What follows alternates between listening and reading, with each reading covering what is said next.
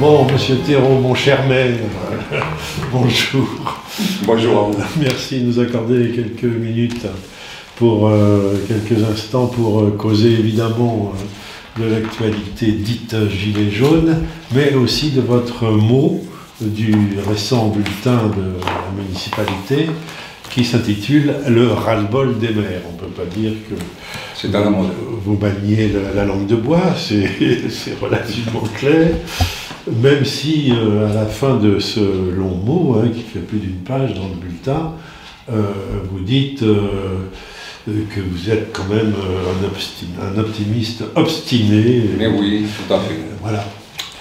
Alors, on va essayer de parler de tout ça. Évidemment aussi des cahiers de doléances que nous avons devant nous, là, qui est donc, comme beaucoup de maires, vous avez proposé ce genre de choses pour que les gens puissent s'exprimer.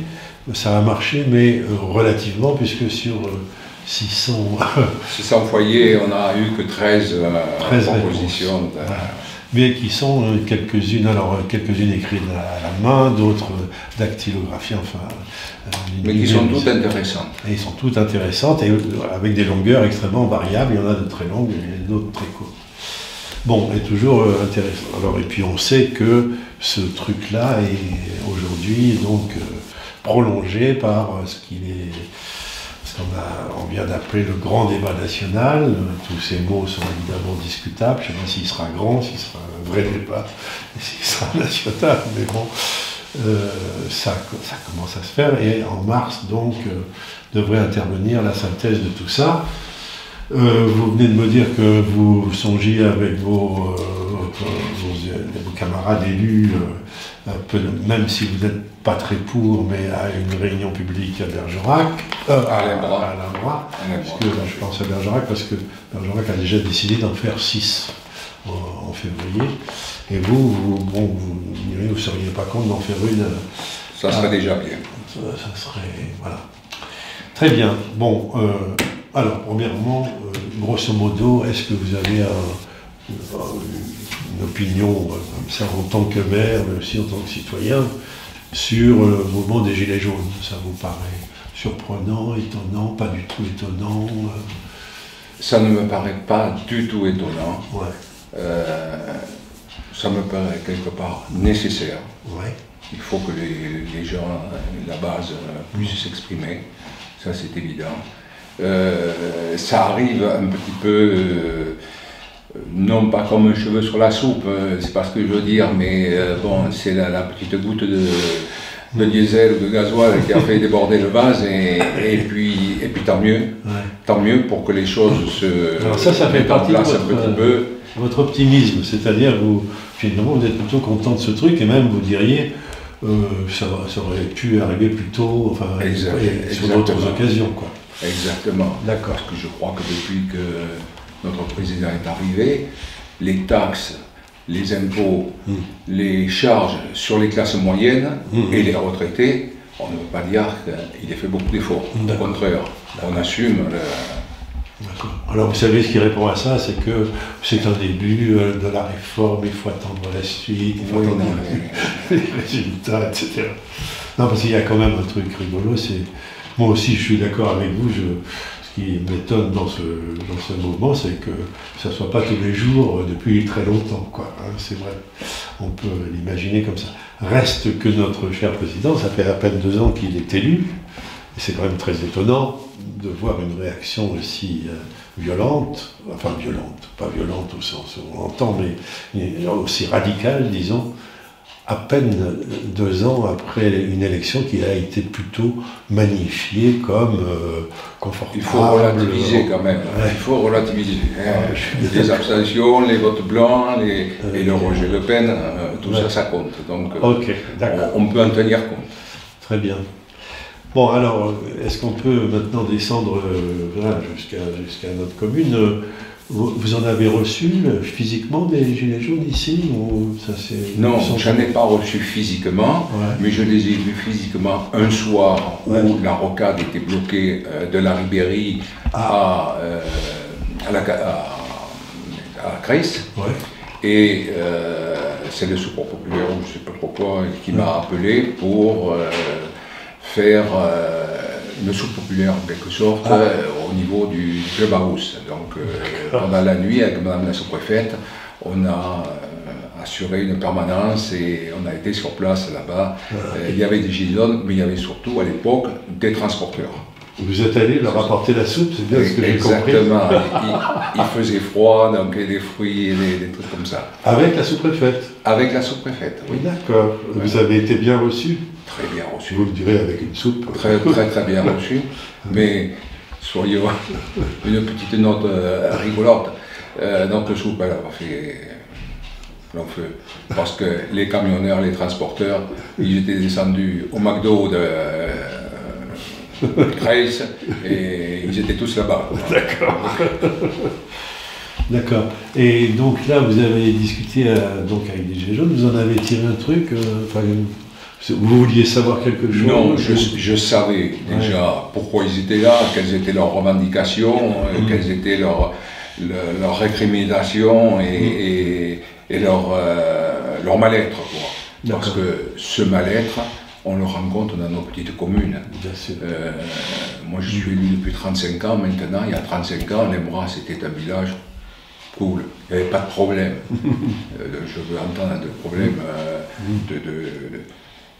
au niveau des foyers qui étaient en difficulté, qui avaient du mal à terminer les fins de mois, etc.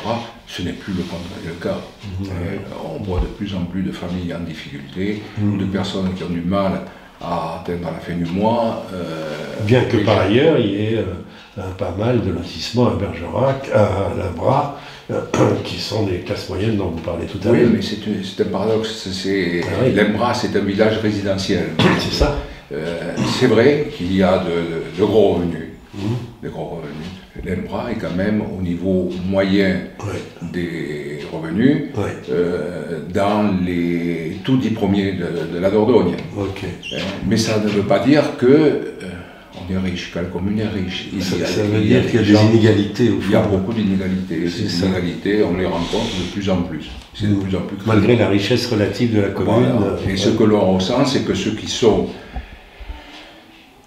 aujourd'hui sans problème, demain, ils risquent d'être dans ceux qui ont des problèmes. C'est ça. Tout le monde a la trouille de ça, évidemment. C'est bien que tout le monde ait la trouille, parce que jusqu'à maintenant, tout le monde ne s'en rendait pas compte. Tout le monde était bien avec son petit coup fort. Pour en rester avec cette histoire de rencontre avec les Gilets jaunes, vous avez une idée, si les maires comme vous, de la CAB par exemple, en général, ont fait comme vous? Non. Ils se sont... non, tout ça c'était à l'époque de décembre, de Noël, tout ça. Bon, il y avait moins de réunions, on se voyait moins, on n'a pas eu de contact à ce sujet-là. Je suppose que beaucoup de maires les ont rencontrés. Bien sûr, bien sûr. Mais personnellement, je ne suis pas allé les rencontrer volontairement et sciemment. Je les rencontrais parce qu'il y avait cette opération. Et la CAB, en tant que CAB, n'a pas fait une opération particulière de rencontre non plus? Je ne pense pas. Entre les maires et Je ne pense pas. D'accord, ok. Bon, très bien. Alors, voilà pour cette affaire. On attendra la suite, évidemment. Vous pensez que ça va durer? Même s'il est difficile de faire des plans sur la comète. Mais... il faut que ça dure. Oui, vous pensez qu'il vaudrait mieux que ça dure? Ah ben oui. C'est parti, il faut aller au bout. Pour que les leçons soient entendues. Il faut aller au bout, et ce que j'appréhende un peu, c'est la faculté de nos dirigeants, de notre président, à justement étouffer l'affaire. C'est exagéré, là, quand même. Mais si, mais non, j'exagère. Attendez, le grand débat national, c'est directement en liaison avec les Gilets jaunes. Ce brave président, il s'est déplacé 2 fois avec des centaines de maires autour de lui. Non, les centaines de maires. Sélectionnés, sélectionnés avec tous les députés, tous les conseillers départementaux, les conseillers régionaux, tout ça, tous les qui pouvaient remplir la salle et faire la claque. Et puis les maires, eux, ils ont été un petit peu, à part quelques-uns qui ont pu sortir du lot, mais... Vous pensez vraiment qu'on a sélectionné les trucs? Mais j'en suis certain. C'est sûr. J'en suis convaincu. Ce qui me fait plaisir, c'est qu'ils reçoivent réellement des gilets jaunes. Bon, les maires, c'est vrai qu'on est les élus de proximité, Oui, non, mais bon, et qu'on peut faire remonter certains... Non, mais je parlais en termes de résultats. Il ne faut pas dire que ça ne sert à rien pour l'instant, parce que ça fait quand même bouger des trucs. Même si ça fait bouger avec... Même si je le ressens comme une mascarade un petit peu. Mais bon, je pense que c'est pas assez sérieux. Moi, j'avoue que c'est personnel, mais j'ai été assez bluffé par ce mec capable de tenir une salle pendant 6h30. Enfin, d'écouter d'abord et ensuite de répondre de manière assez pointue à ces sujets. Mais vous me direz que ça fait peut-être partie de la manip, hein, j'en sais rien. C'est possible. C'est ce que vous pensez. Pour en terminer juste avec ce sujet général, est-ce qu'il y a des mesures gouvernementales qui vous paraîtraient, une, deux ou trois, hein, pas 36 000, mais qui vous paraîtraient une juste réponse aux Gilets jaunes? Alors, non, moi j'ai pas... La mesure gouvernementale qui pourrait satisfaire les Gilets jaunes, ce serait de revoir un petit peu toutes ces taxes qu'ont subi les ménages ces 2 dernières années, et puis procéder à une réévaluation, qu'on le veuille ou non, des salaires les plus bas. Et parallèlement, diminuer certains salaires de hauts fonctionnaires qui sont très bien payés pour aller... Les hauts fonctionnaires, pas les patrons. Mais les patrons, c'est encore autre chose, ça. Et les patrons, ça sera à revoir dans un second temps. Mais les patrons, on est dans une mondialisation financière qu'il est difficile de maîtriser et que le gouvernement est incapable de maîtriser. C'est quand même là qu'est entre autres. La clé. Entre autres. La clé, c'est qu'il faut se libérer de cette... Donc, taxe en général, la taxation. Par exemple, la taxe d'habitation, vous n'étiez pas très pour la supprimer, c'est ça? Mais non, aucun maire n'était pour. Aucun maire. C'est nos seuls revenus. Enfin, le gouvernement a promis de compenser euro par euro, euro pour euro. Oui, ça, on en a vu des promesses comme ça par le passé. Vous n'y croyez pas? À terme, j'y crois pas. D'accord. Donc taxation, hausse des salaires si possible, et donc baisse des plus gros salaires. D'accord. Mais il y a pas bien d'autres choses à faire. Et puis mondialisation financière de merde qui effectivement empêche tout gouvernement d'agir sérieusement sur l'économie, quoi. Ouais. Alors ça empêche les gouvernements, mais les gouvernements sont empêchés de faire quoi que ce soit sur ordre de Bruxelles, qu'on le veuille ou non, de la Commission européenne, qui est à la merci des... Ouais, enfin, la Commission européenne, c'est le Conseil des ministres qui lui donne ses ordres, quand même. Je ne suis pas tellement d'accord avec vous, là. Je ne suis pas sûr qu'elle soit indépendante de la volonté politique des États. Je ne crois pas. Moi, je crois qu'elle est complètement indépendante. Ah oui. Et à la merci des lobbies, et à la merci de l'Organisation mondiale du commerce. Tout le mal vient de là. Bon, d'accord. Ouais. Ok.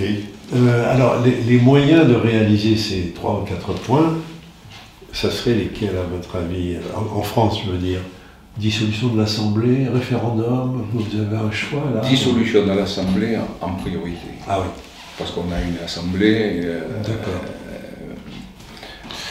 de carpette. De carpette, de mouton, de béni oui, et puis de toute façon, ça avait été bien mis en place au départ, lors de l'élection de l'Assemblée et du Président. On ne lève pas le petit doigt. Ça, il leur avait dit, tout dissident sera... Et puis ils sont trop bien dans leur poste avec leur petite rémunération, machin. Ça, c'est... Donc dissolution plutôt que référendum. Dissolution, oui. Ce qui manque, c'est un contre-pouvoir. C'est ça. C'est un contre-pouvoir. Oui, depuis, on a discuté hier avec le maire de Bergerac, là, et il se trouve, on parlait de son bouquin, mais on a parlé aussi de ça, et il disait qu'en effet, la catastrophe, ça a été de rassembler les législatives avec les présidentielles. Oui. C'était une très très mauvaise idée, sûrement mal intentionnée d'ailleurs, mais bon.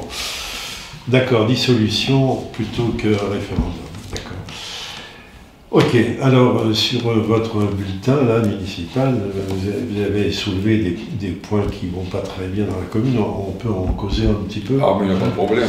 Alors vous avez soulevé ce que j'ignorais moi, il y avait une indélicatesse donc, entre votre adjoint chargé des affaires scolaires et l'école. Ça c'est un petit problème annexe, si vous voulez, à l'époque où j'ai écrit ce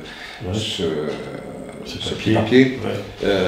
Oui, effectivement, on avait des problèmes suite à un conseil d'école où malheureusement, de plus en plus, les parents interfèrent dans la vie de l'école. C'était à propos de l'agrandissement de l'école ou... Non, au profit de la surveillance de l'école, au profit de l'autorité des maîtres, au profit les enfants sont rois maintenant. Ah, d'accord. Les enfants sont rois. Alors, les parents se plaignaient parce que... Les parents se plaignaient, les parents intervenaient. Vous n'êtes pas gentil avec mon gosse. Entre autres, grosso modo, c'est ça. Et puis, de fil en aiguille, on en est arrivé à avoir quelques conflits avec le corps enseignant. Et ça m'avait énormément perturbé. C'est des éléments de mon ras-le-bol à l'époque où je l'ai écrit, mais ça a passé depuis. Vous savez, c'est pas... Ah oui, c'était pas du tout à cause de l'agrandissement du projet pas l'école. Pas du tout. D'accord. C'était disons, un problème de gestion pédagogique. De gestion on peut dire ça comme ça. Exactement. De tact, de délicatesse au niveau des relations humaines. Des relations. Ok, le deuxième truc. Mais tout est arrangé depuis. Ok, très bien. Ben, je suis content de l'apprendre. Parce que c'est vrai que l'entente entre la municipalité et son école, c'est quand même vachement important. Mais moi j'y tiens à l'école, et ce que je n'arrive pas, depuis 35 ans que je suis élu, à créer une osmose entre l'école et la municipalité. L'école, c'est un État dans la commune. Ils sont intouchables. Intouchables, alors que moi j'aimerais faire des choses avec l'école. En tout cas, c'est important. Mais c'est comme ça. Même s'il y a un conflit, que ce conflit soit traité tous les jours. Voilà. Effectivement. Bon, très bien. En tout cas, voilà, il y a un aspect du conflit dont vous dites que ça s'est un peu arrangé. Ça s'est complètement arrangé, on s'est rencontrés, on a parlé. Voilà, tant mieux. Le deuxième truc que vous citez, alors, c'est le pôle paramédical. Oui. Vous dites que les retards d'artisans, des choses comme ça. Ça aussi, c'est réglé ou c'est quasiment réglé. C'est quasiment réglé. Mais quand on a un artisan qu'au dernier moment nous fait faux bon, alors que ça aurait dû être terminé au mois d'octobre et qu'au mois de décembre, alors que les locataires aménagés pour le 2 janvier, qu'il n'y a pas d'eau chaude, il n'y a pas d'eau froide, il n'y a pas de sanitaire et tout ça, ça pose problème. Et malheureusement, ça vient du fait que toutes les entreprises ne sont pas très fiables, toutes les entreprises ne sont pas bien gérées, et puis il y a des dépôts de bilan, et puis voilà, on se retrouve... Donc il y a un retard à l'ouverture Non, il n'y a pas eu de retard à l'ouverture. Ah non, ça y est, c'est fait. C'est ouvert. C'est ouvert. Ça marche. Les 3 premiers cabinets sont occupés, le dernier le sera. Infirmière, ostéopathe et orthophoniste. Et on attend le kiné. Le kiné qui arrivera le 1er février. Vous avez tenté d'avoir un généraliste? J'ai tenté d'avoir un généraliste. Rien à faire. J'en ai rencontré 7. Vache. Non, ils ne sont pas intéressés. Qu'est-ce qu'ils vous disent comme raison? Pas de raison particulière, mais ils voudraient être dans une grande agglomération, on le sent très bien. Oui, enfin, on le sent très bien. Ils voudraient être proches de la mer, ils voudraient être proches de la mer, ils voudraient être proches de la montagne, ils voudraient être proches des centres de culture, genre théâtre et tout ça. Pour eux, c'est le trouble, l'Embra, c'est l'Embra, Bergerac, tout ça, ça les intéresse. Et puis je vous dis une chose que, d'ailleurs, notre président du conseil départemental l'a appelé le mercato des médecins. Ils viennent, mais ils ne viennent pas alors qu'on leur offre des conditions de travail très intéressantes. Ils en veulent toujours plus. Donc on ne va pas, nous l'Embra, on n'est pas une commune à pouvoir payer un spécialiste pour un médecin. Qu'est-ce que c'était le deal, comme on dit aujourd'hui? C'était un salariat pur et simple ou Non, il n'était pas question d'un salariat, de toute façon, dès le départ, on ne pouvait pas. J'ai vu qu'il existait des aides pour ça. Ah oui, mais vous savez, vous avez peut-être rencontré des maires, je vais vous citer le maire de Gardonne, le maire de la Monzie, qui ont fait des cabinets médicaux et des appartements qui mettaient à disposition des médecins gratuitement, ils sont plantés, pour le moment. Je sais qu'à Cardon ou à la Monzie, il y a eu un médecin qui est venu, et puis 6 mois après, un beau jour, il a disparu un week-end, sans rien dire à la mairie, sans rien dire à ses patients. Et pourtant, il ne payait pas de loyer, il ne payait pas de charges. Je ne sais pas ce qu'il en faut. Qu'est-ce qu'il faut faire? Alors il faut finir avec ce pseudo-libéralisme. Il faudrait leur imposer un temps au moins. Voilà, exactement. Correspondant à leur temps d'études, mais au moins qui s'engagent effectivement à faire 5 ans par exemple. Je ne suis pas très pointu en la matière, mais je crois que pour les infirmières, c'est ce qui se passe. Hein. Bon, il en manque, mais elles sont formées dans l'école d'infirmières, ça a un coût, donc ce coût, elles doivent le rembourser et s'engager. C'est comme les facultés de médecine, après tout, c'est des Exactement. Et pour le moment, il n'y a aucune contrainte. D'accord. Oui, ça c'est un peu injuste. Je vous comprends. D'accord. Alors bon, après vous faites des trucs un peu techniques que je vais passer, hein, mais vous plaignez toujours, je crois que vous avez raison, sur des charges qui pèsent sur les petites communes et sans contrepartie, c'est-à-dire en vous faisant perdre les compétences que vous aviez auparavant. Exactement. Ah, c'est ça. Exactement.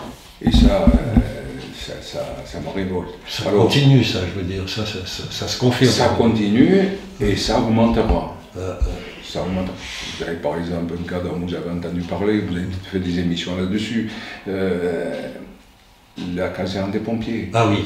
Bon, jusqu'à maintenant, jusqu'à ces dernières années... Non, on n'a pas fait d'émission là-dessus, mais c'était financé. Avec le pompier qui m'a apporté le calendrier là, récemment, et il ne savait pas trop, à vrai dire. Maintenant, je crois que toutes les communes ont fini par donner leur accord. Ah. Mais on finance les communes à hauteur de 50%. Le projet. Ouais. C'est un projet de plusieurs dizaines de millions quand même, c'est pas rien. Et tous les ans, pendant 5 ans, je vous ponctionnerai, je ne sais plus combien, 40 € pour payer la... Mais ça s'ajoute au reste. Alors, bon, attendez, parce que moi, une caserne de pompiers, je trouve ça important quand même. C'est important, oui, c'est sûr. Si vous me dites clairement... voilà, vous avez payé 40 € pendant 5 ans pour voir la caserne. À vrai dire, je ne suis pas contre, moi, personnellement. Sur mes impôts, ça me rassure qu'il y ait ça, par exemple. Il y a d'autres choses que je n'aimerais pas savoir, mais ça, au moins. Par le passé, sur vos impôts, vous le payez déjà, puisque ça a transité par le conseil départemental, tout ça. Oui. Mais maintenant, non, c'est du cash qu'il faut qu'on donne. En plus du reste. C'est la GEMAPI, par exemple. La GEMAPI, c'est pareil. Là, cette année, gestion des milieux aquatiques et prévention des inondations. Voilà, jusqu'à maintenant, c'était l'État qui en avait la charge. Et du jour au lendemain, à compter du 1er janvier 2018, ça a été transféré aux communautés d'agglomération de communes. Sans contrepartie. Donc, on vous a ponctionné de 3,50 € par habitant. C'est pas grand-chose, 3,50 €. Mais ajouté à tout le reste, ça finit par faire des sommes importantes. D'accord. Vous êtes en train de nous dire que tout ce qui est bien public, étatique, est déconcentré, enfin, et à la charge des communes. Alors tout jusqu'à quel niveau, je ne sais pas, mais beaucoup, oui. La GEMAPI en fait partie. Alors, ça a l'air de rien comme ça, mais qui sera responsable quand il y a une inondation? Les communes. Il faudra entretenir les cours d'eau. Bien sûr. Et les cours d'eau, ça coûte l'entretien. Les barrages. C'est le fameux désengagement de l'État. C'est le désengagement de l'État, exactement. Exactement. Ouais. Alors, ça c'est au niveau des communes, mais il y a plus grave encore. Le désengagement de l'État quand on revend nos biens au privé, comme ça a été décidé, ça va se faire maintenant. Les barrages, on parle de transition écologique, tout ça, de conserver ces barrages, c'était quand même quelque chose d'important. Qui va racheter tous ces barrages? Des grands groupes qui ensuite feront la loi et appuient le bouton sur toute la production d'électricité et de l'eau. D'accord. Vous pointez aussi... Qu'est-ce que je pointe? La multiplication des normes. Enfin, des lois et des normes. Ça, alors, c'est infernal. C'est infernal. D'ailleurs, je le dis que pour monter un dossier maintenant, quand il y a quelques années, on mettait 6 mois pour obtenir. C'est ça. Il faut 2 ans, 3 ans et 2 ans, encore. si ce n'est plus. Il y a, alors est-ce pour justifier leur salaire ou je ne sais pas quoi, Ça, mais c'est paradoxal. une bureaucratie qui s'est installée, qui a pris le pouvoir et qui a tous les pouvoirs. Technocratie. Alors c'est drôle parce qu'on dit d'un côté que l'État se désengage et d'autre part que l'administration est de plus en plus lourde. C'est paradoxal. C'est paradoxal, mais c'est une réalité. Et l'administration, ils sont puissants. Ils sont très puissants. L'administration, c'est l'État pourtant. Donc, oui. Ils s'engagent mais mal. Mais les mesures qui sont prises, oui, sont mal prises parce que on continue à... D'accord. Bon, Philippe, lui, il va sûrement assister aussi au débat à Bergerac, on verra bien. Dernière chose que vous pointez dans votre mot de ras-le-bol, c'est que vous faites allusion, dit-on, à plus de 900 maires de communes qui auraient jeté, de communes de moins de 2000 habitants comme la nôtre, et qui auraient jeté l'éponge et qui auraient dit « moi je ne me représente pas l'année prochaine ». Et depuis que j'ai écrit cette lettre, il y en a encore beaucoup plus. Il y a encore beaucoup plus. Vous faites partie. Il y en a plus d'un sur deux. Je ne le sais pas. Je ne le sais pas. Pour l'instant, vous n'avez pas pris cette décision. Non, je n'ai pas pris cette décision. Et quand vous dites 900 et même beaucoup plus, encore plus aujourd'hui, vous en avez rencontré de ces maires qui disent non, ça suffit. Ah oui, tout à fait. Ah oui, tout à fait. Je veux dire, dans le coin. Dans le coin, il y en a. Ah oui, il y en a dans le coin. Il y en a dans le coin. Mais tout ça, c'est une des conséquences de la loi NOTRe. Vous savez ce que je pense de la loi NOTRe. Mais tout a été fait dans la loi NOTRe pour démoraliser les élus de proximité, pour faire en sorte qu'il y ait beaucoup moins de petites communes. S'il n'y a pas de... Parce que vous allez avoir des communes dans 1 an et demi où il n'y aura pas de candidats. Ça, j'en suis persuadé. Donc on dira, ben, on va les supprimer. On les fusionne. On les fusionne avec la plus et proche. petit à petit, insidieusement, on va à ce qu'on voulait aller. Et on dira, c'est pas de ma faute, c'est les maires qui veulent plus. Mais exactement. C'est l'hypocrisie. On vit en pleine hypocrisie. Et oui, parce que les élections municipales, c'est l'année prochaine, ne l'oublions pas. Bon, très bien. Merci beaucoup. Vous voulez ajouter un truc? Non, ça vous va? Ça me va, monsieur Clamens. Merci beaucoup de nous avoir accordé un peu de temps. Et vive les cahiers de Léon. Et vous voyez dans ma page de garde, j'avais déjà mis les choses au point. Ma commune est utile. Vous savez à quoi vous en tenir déjà. Inch'Allah, espérons-le. Merci beaucoup. Merci à vous.